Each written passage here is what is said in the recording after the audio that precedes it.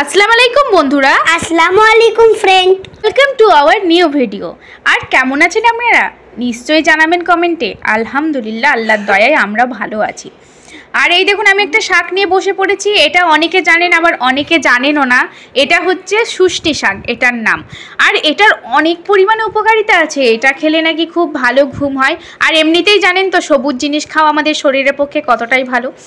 তো এটা রান্না করার প্রসেস দেখে নিই। মা আমাকে শাকটা বেছে দিয়েছে, এরপর চলো রান্না করে নিই।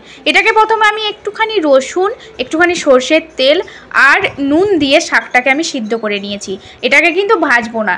তারপর এটাকে আমি পেঁয়াজ, কাঁচা লঙ্কা, আর লঙ্কাটা দেখুন না, কুল লঙ্কা, এটার অনেক ঝাল কিন্তু, আর দিয়ে দিলাম অল্প পরিমাণে নুন।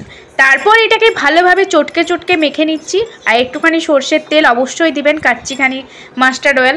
তারপর এটাকে ভালোভাবে শাকটার সঙ্গে মেখে নেবেন। আর খেতে দারুণ লাগে গরম গরম ভাতের সাথে। তারপর এই দেখুন, আমার মাখা প্রায় কমপ্লিট হয়ে গেছে। আর এই দেখুন, সুন্দর হয়ে গেছে। এই দেখুন শাকটা কত সুন্দরভাবে মেখে নিয়েছি আমি, দারুণ একদম পুরো। তারপর আমি এরপরে খাওয়ার প্রস্তুতি নিয়ে নিই। তো আজকে একদম সিম্পল রান্না করেছি। তাই আমার তায়াব সোনা তো ডিম ভাজা না ছাড়া খেতে চায় না। ওর ডিম ভাজা খেতে নাকি খুব ভাল লাগে। তাই যে ডিম ভাজা করে নিচ্ছি একটুখানি।